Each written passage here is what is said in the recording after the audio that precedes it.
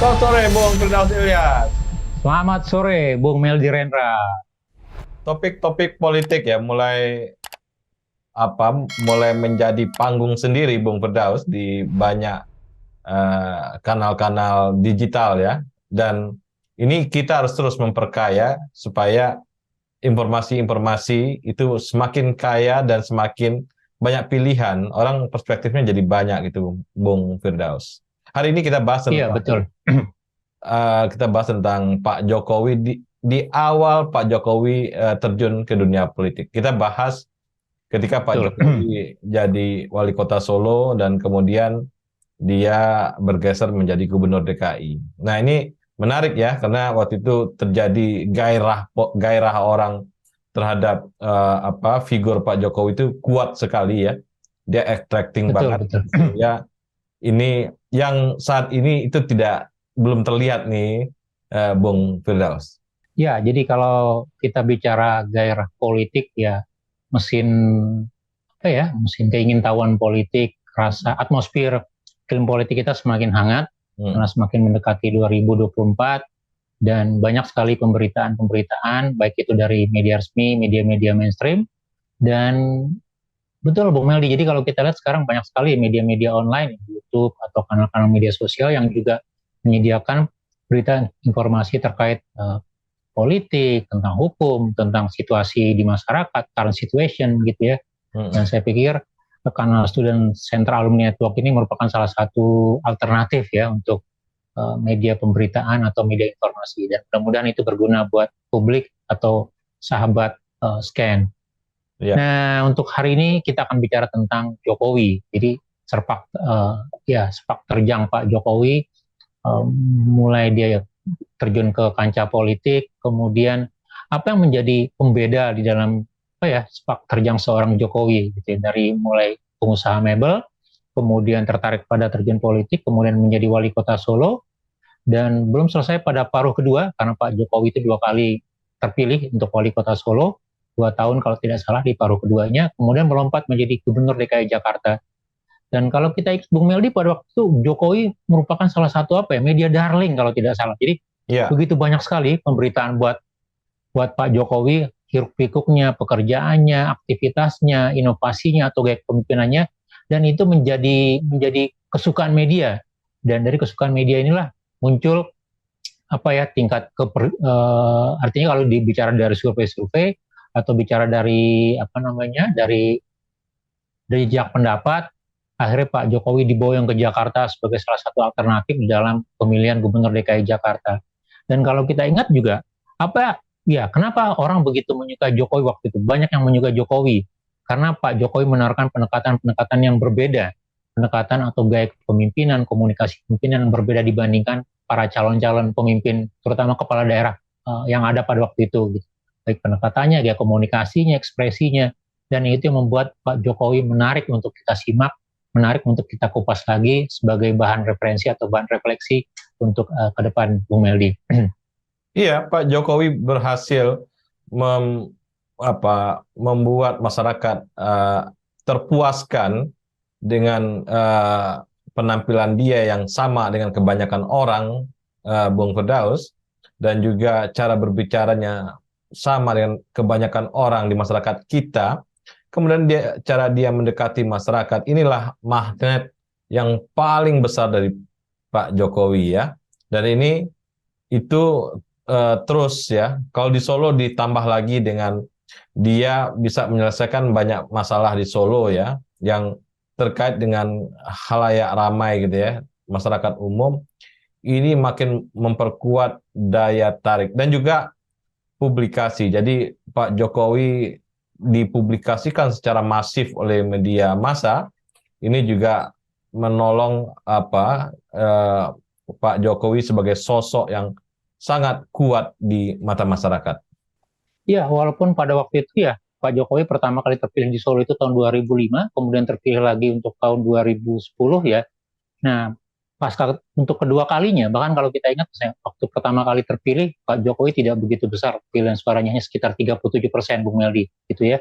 Dan dia diusung oleh PKB, PDIP, gitu ya. Kemudian mendapatkan suara wali kota Solo dengan 37%. Nah, selama periode pertama memang banyak hal-hal yang dilakukan oleh Pak Jokowi ya. Mulai dari ya artinya dia menata beberapa yang dan itu membuat kepuasan masyarakat Solo terhadap kepemimpinan Pak Jokowi itu begitu baik.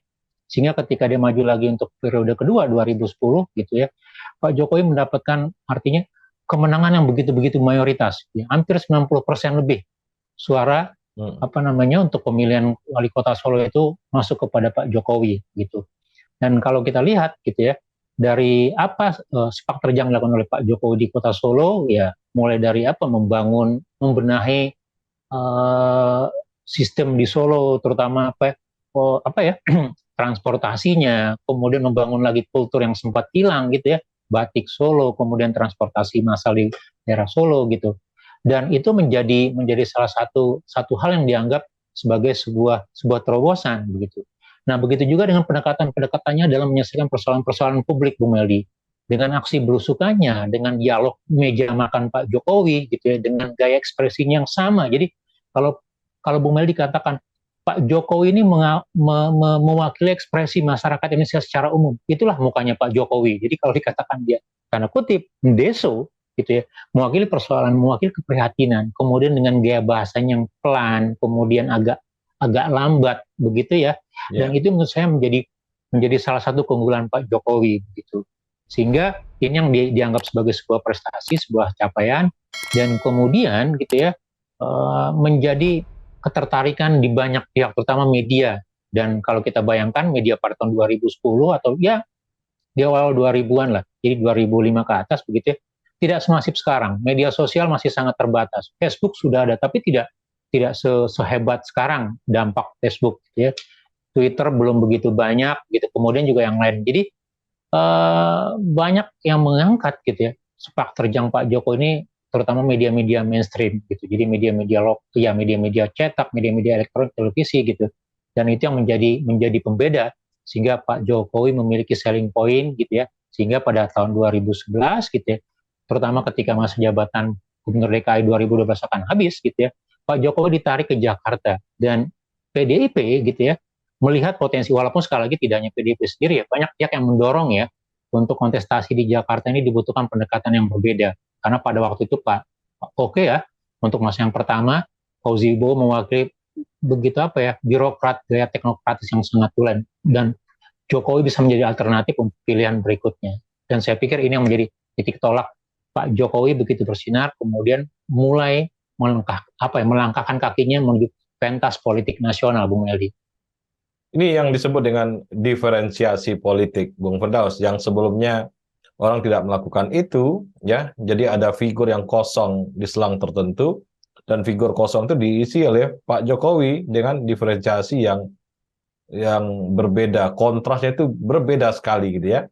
Dan pola ini sebelumnya nggak ada gitu ya, walaupun pola ini juga tidak ada tentangan-tentangan, ya biasanya kan selalu pemerintah daerah, wali kota atau segala macam itu selalu ada oposisi yang mencoba mencari-cari kelemahan-kelemahannya. Nah, di masa Pak Jokowi, semua elemen masyarakat termasuk NGO gitu ya, intelektual, pengamat-pengamat gitu, dan kemudian juga orang-orang politik begitu positif terhadap Pak Jokowi. Nah, inilah yang saya lihat Pak Jokowi pada titik itu tidak ada yang secara kritis mengkritik gitu ya. Dan ini akhirnya dia meluncur kayak roket gitu menuju Jakarta.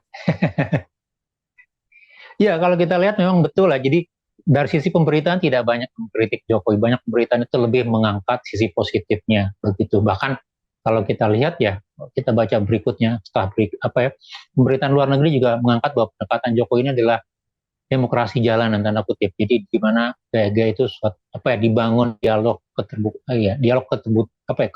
keterbutuhan, kemudian persoalan-persoalan masyarakat itu dibangun dengan kunjungan kerja, ketemu di lapangan. Kemudian bahkan kalau kita ingat ya, Pak Jokowi dia hobi masuk pasar, keluar pasar, masuk gorong-gorong dan segala macam gitu. Dan ini yang sangat sama sekali tidak ya di media, di publik itu menjadi suatu pendekatan yang baru dan itu tidak menemukan resistensinya. Dan resistensi baru muncul ketika Pak Jokowi secara resmi maju menjadi calon gubernur DKI Jakarta Dan kebetulan pada waktu itu Pak Jokowi mengambil suatu antitesa yang sangat berbeda sekali begitu ya. Dia menggandeng Basuki Cahayapurnama, Ahok. Jadi pasangan Jokowi dari Solo 2012 kemudian berpasangan dengan Pak Ahok, Pak Basuki Cahayapurnama gitu ya. Di mana Pak Ahok mewakili kalangan minoritas, Bung Meldi. Pak Jokowi dari luar pusat kekuasaan di Solo sana, kemudian berpasangan dengan Ahok yang notabene misalnya bukan Islam, kemudian bukan orang yang tanda kutip ya, karena dianggap mewakili etnis Tionghoa gitu. Jadi suatu yang diposisikan minoritas gitu, dan pertempurannya sebenarnya baru muncul di sini, Bung Meli. Jadi ketika dia muncul gitu ya, terutama kita yang di Jakarta, saya yang di Jakarta merasakan perdebatan orang melihat apakah minoritas kemudian dengan Pak Jokowi yang terbata-bata menghadapi pasangan Nahrawi dan Volke, begitu. Satu mantan jenderal, satu lagi mantan birokrat orang pintar sekolah di Jerman pula, begitu. Apakah dia akan memungkinkan gitu ya untuk mengambil hati orang di Jakarta, walaupun dengan dengan segala persoalannya, gitu. Dan pada akhirnya kalau kita lihat gitu ya, dengan walaupun melewati dua putaran begitu ya, pada akhirnya Pak Jokowi akhirnya melenggang menjadi pilihan warga Jakarta untuk memimpin menjadi Gubernur DKI Jakarta periode 2012-2017 begitu. Dan di sini kita lihat sebenarnya ketika masuk di DKI Jakarta kita menemukan banyak sekali hal-hal yang saya menjadi inspirasi ya, hal-hal yang banyak dicontoh pemerintah daerah dalam kerja-kerjanya, baik dalam mendesain perencanaan pembangunan, mendesain rencana kampanye, sampai mendesain program-program kerja, Bung Meli. Jadi itu yang ya artinya dengan gaya yang berbeda, pendekatan berbeda, kemudian juga muncul program-program atau rencana kerja yang berbeda, Bung Yadi. Itulah yang saya katakan sekali lagi, diferensiasi politik. Ketika dia maju, dia mempunyai sebuah latar belakang atau sebuah latar Solo yang kuat, ya, pengalaman dia yang di Solo yang kuat, dikontraskan dengan seorang Volke, seorang birokrat karir gitu ya. Ini kontras yang sehingga ada kontras itu masyarakat DKI suka. Masyarakat DKI terpesona dengan Jokowi. Di samping tadi dibilang juga ada kontroversinya dengan Ahok segala macam, tapi kecintaan orang ya terhadap Jokowi yang dikontraskan dengan Volke itu menjadi cara pikir masyarakat atau cara masyarakat memilih ya, itu bergeser kesukaannya lebih dalam ke Pak Jokowi.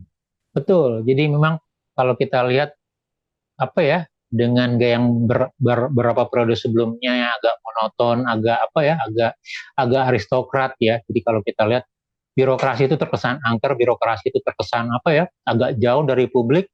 Nah, kemudian ketika muncul Pak Jokowi, maka sosok birokrasi yang lebih ramah, yang lebih keseharian itu muncul, Bung Meldi.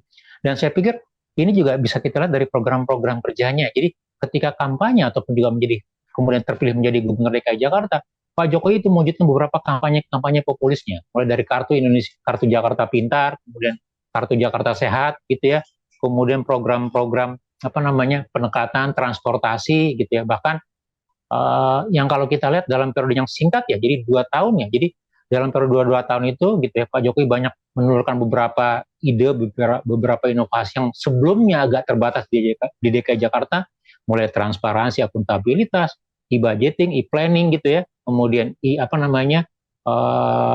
sampai harga elektronik begitu, kemudian mekanisme lelang jabatan gitu ya.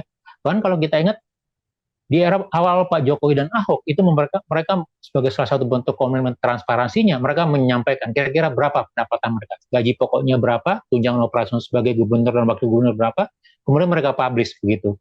Tidak hanya itu gitu ya. Jadi rapat-rapat gubernuran itu juga dipublish dalam kanal YouTube. Ini pertama kali dan itu diikuti kemudian gitu ya. Termasuk juga misalnya mekanisme membangun akuntabilitas gitu. Dan saya pikir inilah yang membuat kerja-kerja Pak Jokowi itu semakin disukai, gayanya, pendekatannya disukai oleh mayoritas rakyat Indonesia, sehingga dalam setahun pertama, kemudian masuk tahun kedua, godaan untuk menaikkan strata Jokowi dari seorang gubernur kepada menjadi level yang lebih tinggi lagi itu semakin kuat, Bu Meldi. Karena apa?